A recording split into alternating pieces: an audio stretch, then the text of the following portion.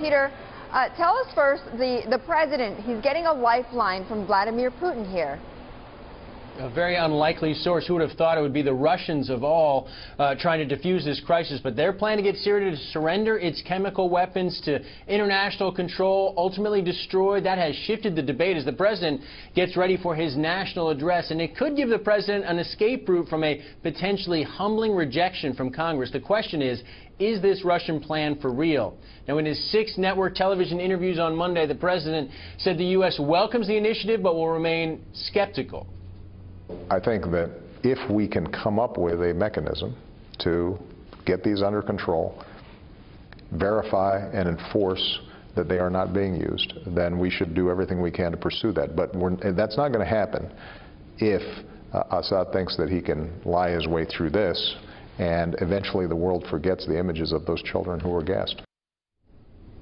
Now, the French say they will try and nail down this offer by presenting it to the UN Security Council for approval. That will put the Russians on the spot, as they have rejected every Syrian resolution so far at the UN. For now, the address to the nation still a go, and the president bet he's also going to make his case up on Capitol Hill to keep the pressure on Syria, set to meet behind closed doors today separately with both Senate Democrats and Senate Republicans at their weekly lunches.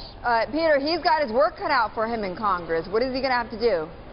He absolutely has his work cut out for him in Congress. Our latest Bloomberg tally of votes shows he would likely lose the vote in the House if it was held today. 218 House lawmakers either firm no's or leaning no against the use of military force. It's going to take 217 votes to win this resolution, either approve it or reject the use of force in Syria. The outlook isn't all that great in the Senate as well. Majority Leader Harry Reid yesterday delaying consideration of the Syria resolution to give the administration more time to get votes.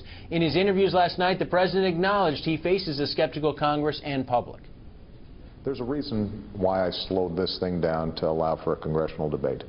Part of it was because, given that the threat was not direct and imminent to the United States, despite me believing I have the authority to take action, I thought it was best for us to actually have this debate, because we've gone through a lot of war and people are frankly suspicious.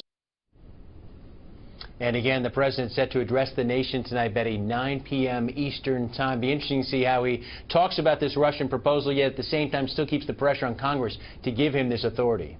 And Peter, we heard from the Syrian president over the weekend when he talked with Charlie Rose. What is the message now from Syria? Well, Syria's foreign minister in Russia welcoming the proposal yesterday when it first surfaced, did not offer many specifics. And as you said in his interview with Charlie Rose this weekend, the Syrian President Bashar Assad talked about the possibility of Syria getting rid of its chemical weapons.